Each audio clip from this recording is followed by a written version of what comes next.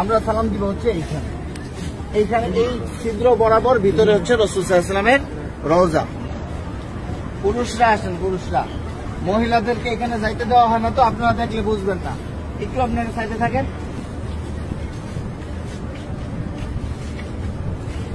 আমরা ভিতরে যাব হচ্ছে এইভাবে, আমাদের বাম দিকে থাকবে রওজা।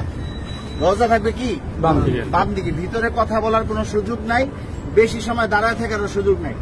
প্রথম দুইটা ছিদ্র থাকবে, যে দুইটা ছিদ্রের ভিতরে কোনো কিছু নাই, কবরের জায়গা ফাঁকা আছে। এখানে হযরত ঈসা আলাইহিস সালাতু ওয়াস সালামকে দাফন করা হবে, ওই পাশে হচ্ছে হযরত ইমাম মাহদিকে দাফন করা হবে। তো এই যে প্রথম দুইটা ছিদ্র ফাঁকা, এখানে অনেকে দেখবেন সালাম দিতেছে, ভিড় লেগে আছে। এখানে সালাম দিব না, আমরা সালাম দিব হচ্ছে এইখানে। এইখানে এই ছিদ্র বরাবর ভিতরে হচ্ছে রাসূল সাল্লাল্লাহু আলাইহি ওয়াসাল্লামের রওজা। এই জায়গায় সালাম দিব, দেখবেন যে এরকম যেই ছিদ্রটা, এইটার সাথে কিন্তু কোনোটার মিল নাই, ঠিক আছে? এই বরাবর নবীজিকে সালাম দিতে হবে। রাসূল সাল্লাল্লাহু আলাইহি ওয়াসাল্লাম এখানে জীবন্ত অবস্থায় শুয়ে আছেন, ডান কাত হইয়া, নবীজির মাথা এদিকে, পা হচ্ছে এদিকে, ঠিক আছে? রাসূল শুয়ে আছেন, উম্মতের সালাম গ্রহণ করতেছেন, হ্যাঁ, সরাসরি সালাম গ্রহণ করতেছেন। তারপরে এখানে আবু বকর রাদিয়াল্লাহু আনহুর কবর, এই বরাবর এখানে আবু বকর রাদিয়াল্লাহু আনহুকে সালাম দিতে হবে। কিভাবে সালাম দিব? নবীজিকে কিভাবে দিব? আসসালাতু আসসালামু আলাইকা ইয়া রাসূলুল্লাহ, আসসালাতু আসসালামু আলাইকা ইয়া হাবিবাল্লাহ।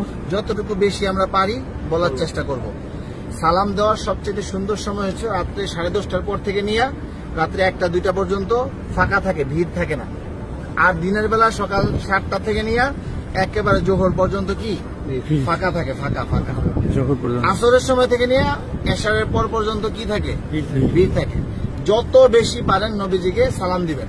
যদি সালাম কবুল হয়ে যায়, আল্লাহ নবী বলতেছেন যে আমার রওজায় যে সালাম দিল তার উপরে, আমার উপরে ওয়াজিব হয়ে যায় তার জন্য হাসরের ময়দানে সুপারিশ করা।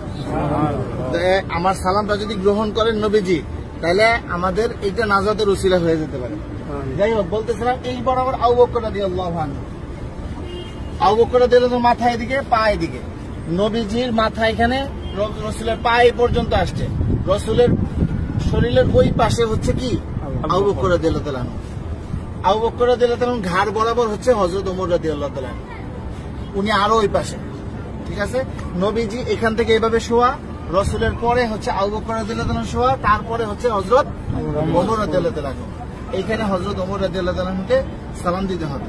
তো এইখানে নবীজিকে সালাম দিব আমরা। আর রাসূলকে অনেক মানুষ আমাদেরকে বলছে না সালাম দেওয়ার জন্য, তো আমরা নিয়ত করবো যে আমাদেরকে যত মানুষ সালাম দিতে বলছে তাদের সকলের পক্ষ থেকে সালাম, আসসালাতু আসসালামু আলাইকা ইয়া রাসূলুল্লাহ, ঠিক আছে? তারপর আবু বকর রাদিয়াল্লাহু তাআলাকে সালাম দিব, হযরত ওমর রাদিয়াল্লাহু তাআলাকে সালাম দিব। তারপরে এখানে কোনো কিছু নাই, ফাঁকা আছে কবরের জায়গা ভিতরে, আমরা এদিক দিয়ে বের হয়ে যাব। এটা হচ্ছে পুরুষদের যে কোনো সময় খোলা আছে সালাম দেওয়া। আর মহিলাদেরকে ঠিক রওজার পিছন দিক দিয়ে দিবে সালাম দেওয়ার জন্য একদিন। কথা বুঝতে পারছেন? একদিন সুযোগ আসবে রিয়াজুল জান্নাহ নামাজ পড়ার জন্য, এবং সালাম দিবেন রওজার পিছন দিক থেকে। আর মহিলারা বাহির দিয়া প্রতিদিনই সালাম দিবেন আপনারা বাহির থেকে, হ্যাঁ?